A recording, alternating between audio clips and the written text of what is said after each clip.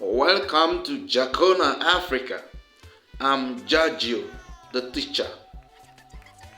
You need to listen carefully to this great conversation if you want to be rich and successful.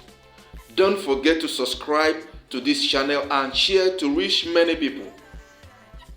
In this video, Aliko Dangote identifies 2 factors of the economy or business you need to focus on to make big money. He also explains the reason why many businesses fail in the world.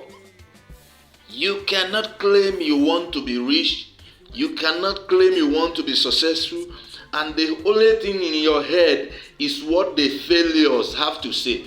It's the definition of success by the street that you have in your head. So you need to listen to great and rich people so that you will also be rich. I know you also started the foundation. Yes, we have started the foundation. What is the focus of your foundation? I think the focus of our foundation is health, education, empowerment, and disaster relief. So we do quite a lot. 2 years ago, we did an endowment of $1.25 billion. $1.25 billion. billion. Yeah, dollars, yes. You made an endowment of the foundation of $1 billion. Yes. That's interesting, okay? Yes. But the foundation also is not a new foundation, it's very old. Yes. I started the foundation in 1993. Who manages this foundation? It's a lady called Zura. You see? Zura, I know. She's somewhere here. She's doing a great job. That's her. You're going to have a queue of people asking you for grants now. You better run away now. Yeah, okay. Now let me ask you another personal question, if you don't mind. You must be the most eligible bachelor in Nigeria. Oh, Mo, you've started again. Yeah? I mean, you are nice, you are handsome, you are slim, and you're the richest man in Nigeria. You're always courteous, and I imagine there's a whole huge queue of young women outside your office every morning. Hi, Aliko. What's going to happen? I mean, you. Well, Mo, of course, yes, it is natural. Yeah. But, I will now tell all those ladies to go and apply through my brother, who is my consultant. And he will help me and vet which one I should marry. Who's that consultant? That's Mo Ibrahim. Oh, that's me.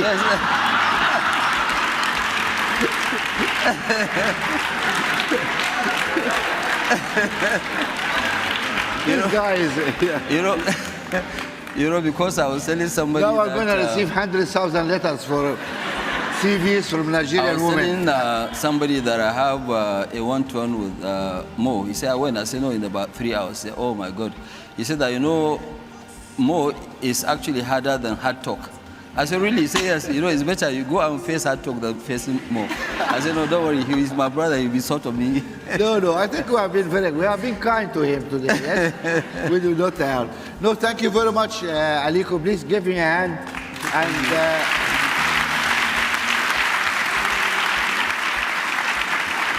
we are running out of time.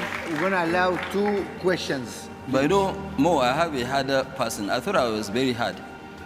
You? But yes, I have somebody in the family very hard. My daughter is here, Halima. She's very hard. Oh, Halima is a character. Yes. That's why she's hiding. She doesn't want people to see her. Yeah, Halima is she's like a businesswoman, and she's building her own space now. Yes. That's wonderful. She was with us in dinner last night, actually, when you were late. I'm going to allow only 2 questions because we run out of time, but I really need interesting, serious questions. Not application for marriage or... Okay, somebody over there, yes, go ahead.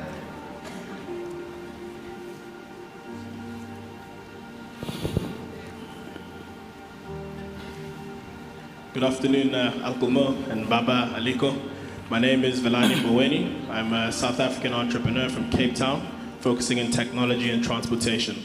Now, I believe that Aliko started his business at 21 years old.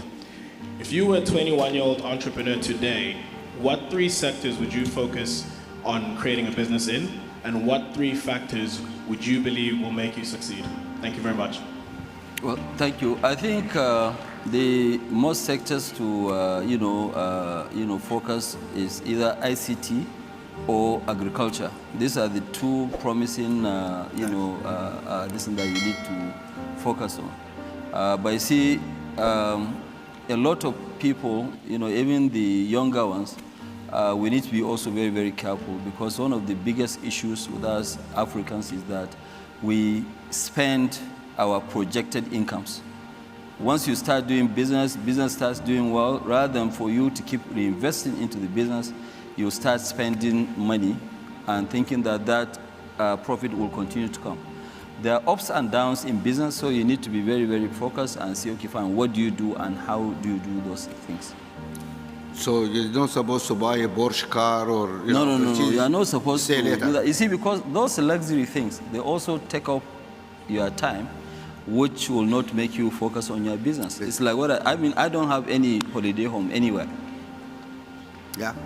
I don't have a house anywhere, but I know people who are working for me, they have a house in London, but I don't. Interesting. That's why we have to put you up every time we see you, yes? But one more question. That was a good question, the last one. Try to get me a better question. I cannot see in the dark, please. Okay, because go of ahead, lights. go ahead, okay. Hi, my name is Nikki Wako. I'm from South Sudan and live and work in Belgium. I had a question about the Continental Free Trade Agreement that's being shopped around. I understand a couple of countries have had issues ratifying it because they were concerned about the private sector. And as a key member of the private sector, I would like to know, are you truly concerned about the impact of the free trade agreement on the industry in Nigeria? And secondly, the infant industry protection in the agreement, do you think that will be a challenging, or would that be a root cause for why Benin, for example, is not allowing your product in the region? I think you answered that question. Well, I've answered that question, but you see, let me also... if you answer that question, let's allow another question. No, she asked because you one. said it's not working. It's not working, it's true. So, what more you want to say? No, what she said was, think about the industry, right? Am I right? Yeah, well, yes. The issue is that if we'll implement it to the latter, then it's okay. For example, South Africa, they signed, but they said that, yes, it has to have 80% content, local content. If it's 80% local content, I want you to count 20 things in the entire Africa where we produce with 80% local content. Okay, because the biggest issue that we have a structural problem in terms of industrialization in Africa. Most of the factories that we have in Africa, they are just assembly plants. Assembly, yes. Okay, so they don't really process local raw material to this. Like us now, if you look at it before in cement, we're importing. Now we produce almost every single thing in Nigeria, with the exception of what we don't have enough, which is the the gypsum. Gypsum is only 3%, which is really peanuts. It's nothing. It's very cheap. It doesn't even, it doesn't But help do us. you think that 80% is a high bar? I think, I think more we have to really protect our region, because, I'm sorry to say this, because a lot of people who are pushing for this CFTA, they are just looking at some of the weaker countries to go through and push their products into Africa. So if we are going to, I don't mind, even if it's 70%, we can start. Even 80% that South Africa said that, look, it has to be 80%. I think it's too high. But we can even go down to 70. The biggest challenge is the implementation. Because today, if now the Republic of Benin are not allowing me to take cement in, which is 28 kilometers, how can somebody from Cote d'Ivoire be able to now send their goods by road to Nigeria? It's only 1,000 kilometers. But it will be very difficult because he will have problems with the Republic of Benin allowing you to enter. Okay, I think we need to ask that question to our friends in Cote d'Ivoire here. Maybe we ask the president. We're going to see the president in 1 hour. Yeah, well, no. Shall we ask him? Yeah, we can ask him.